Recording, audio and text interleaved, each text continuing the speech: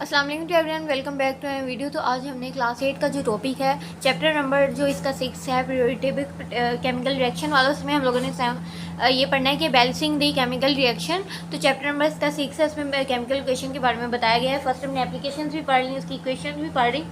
तो आज हमने पढ़ना है कि केमिकल इक्वेशंस को कैसे बैलेंस किया जाता है। अगर देखिए केमिकल इक्वेशन के बताए हैं कि नंबर ऑफ़ जितने भी एटम्स हैं वो सब्सटेंस किसके हैं, प्रोडक्ट्स और इक्वेशन का जितने भी नंबर ऑफ़ एटम्स हैं और सब्सटेंस हैं वो उनकी जो बोथ साइड की इक्वेशन हैं उनमें रिएक्टेंट साइड भी आती है, प्रोडक्ट साइड भी आती है। मीन्स के उन्होंने कहा है जो केमिकल रिएक्शन उनकी दोनों साइड पे प्रोडक्ट भी आते हैं और रिएक्टेंट्स भी आते हैं। इसका मतलब इन्हें अगर साइड्स को इक्वल कर दिया जाए तो क्या बनता है, बैलेंस इक्वेशन। तो आपसे अगर डेफिनेशन पूछ ली जाए तो आप लोग बता सकते हैं the chemical reaction which the number of atoms of each substance on the both side the equation reactant and the product side are equally is called balance equation बनते हैं।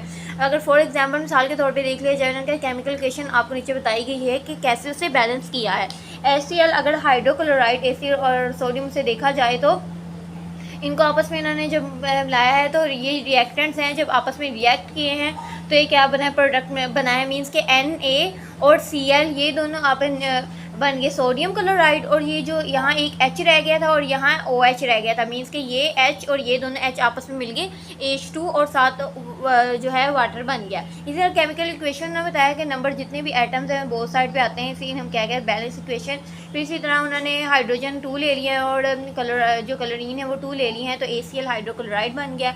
फिर उन्होंने बताया कि डिफरेंट मेथड होते हैं इक्वेशंस को balance करने के, उन्होंने उर्दू में नीचे इंग्लिश में बताया और कहा है उनका ट्रायल एरर भी होते हैं। कुछ ऐसे मेथड जो है कॉमनली ज़्यादातर जो इस्तेमाल किए जाते हैं, इस मेथड के ज़रिए उन्होंने इसे जस्टिफाई भी किया हुआ है सिंबल्स के ज़रिए, फॉर्मूलेस के ज़रिए, और उन्हें कंटिन्यूड जो इसके जितने भी नंबर्स हैं एटम्स के उन दोनों जो उनके बोथ साइड्स हैं केमिकल इक्वेशन की उन्हें इक्वल किया गया। कैसे इक्वल होती हैं, उन्होंने कहा कि अगर आप लोग यहाँ देखें ना कि बैलेंस केमिकल इक्वेशन की अगर आप लोग देखें कि अगर ये बुक में बताया गया है जैसे केमिकल इक्वेशन के इस तरह हम लोग बैलेंस करते हैं, बट उन्होंने कहा इनके डिफरेंट भी मेथड्स होते हैं, डिफरेंट फार्मूलाज होते हैं, इन्हें बैलेंस कई तरीक़ों से किया जाए। जैसे अगर आप लोगों ने देखा हो कि मैथमेटिक्स है, अगर मैथ एक क्वेश्चन है उसे एक तरह सोल्व किया गया तो उसके डिफरेंट तरीके होते हैं उसे सोल्व करने के। इसी तरह जो केमिकल इक्वेशंस होते हैं उनका एक तरीका नहीं होता, उन्हें सोल्व करने के लिए उनके ज़्यादा तरीके होते हैं, डिफरेंट मेथड से उन्हें जो है वो सोल्व किया जा सकता है।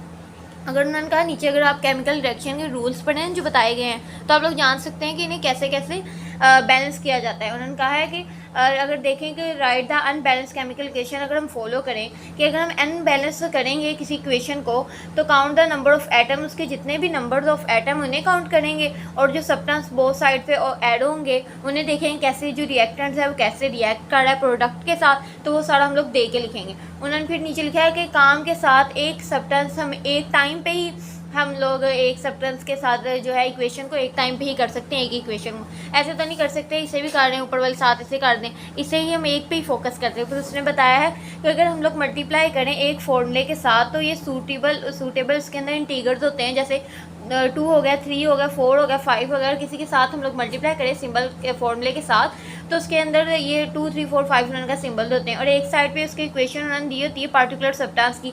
जैसे वो ट्राई द बैलेंस, उन्हें फिर बैलेंस करें तो कहते हैं इस इक्वेशन में ये होता है कि जब हम लोग मल्टीप्लाई करना स्टार्ट करेंगे ना तो जितने भी रेक्टेंगुलर स्मॉल नंबर्स होंगे वो रिलेट करेंगे आपस में 20 के। अगर ये दोनों तरफ हम लोगों ने यही वैल्यूज़ जो है 4, 5 ये लिख लिए तो आपस में मल्टीप्लाई करेंगे तो सेम उन्होंने कहा स्मॉल नंबर्स जो हैं वो फर्स्ट पे करेंगे। जैसे अगर हमने 2, 3, 4, 5 तो मल्टीप्लाई हम स्टार्ट करेंगे 2 से 5 से और इसी तरह हम लोग करते जाएंगे जिस तरह वैल्यूज़ होंगी। फिर उन्होंने कहा है कि इस प्रोसेस को हम रिपीट भी कर सकते हैं एक सब्सटेंस के, यानी कह लें कि एक अगर है 28 मल्टीप्लाई कर 2 करें तो उसे मल्टीप्लाई करके जो भी इसका आंसर है दोबारा हम लोग 28 को दोबारा भी किसी के साथ मल्टीप्लाई कर सकते हैं, 3 के साथ, 7 के साथ, 4 के साथ। तो उन्होंने कहा एक सब्सटेंस को आप दूसरी कई बार रिपीट कर सकते हो, बार बार उसके साथ जो है प्रोसेस या सब्सटेंस के साथ प्रोसेसिंग में ला सकते हो। कुछ उन्होंने कहा है बैलेंस ऐसे होते हैं डायटोमिक मॉलिक्यूल होते हैं जिनमें H2 होता है, N2 होता है, O2 होता है और ClO2 होता है, ये उनके एंड होते हैं। ये उन्होंने बता दिए सारे। तो आपने ये इंपॉर्टेंट चीज़ें अपने माइंड में रखनी है जो ये MCQs में भी बहुत इंपॉर्टेंट होती हैं। तो आपसे पूछ सकते हैं कि अनबैलेंस इक्वेशंस के रूल कौन से हैं, बैलेंसिंग इक्वेशन के कौन से हैं। तो अगर आपको कुछ भी ना समझ आए तो आप मुझसे मैसेज करके पूछ सकते हैं। सो मेरी वीडियो को ज़्यादा लाइक करें, हमारे चैनल को ज़्यादा सब्सक्राइब करें। Keep supporting, keep loving, lots of love and अल्लाह हाफिज़।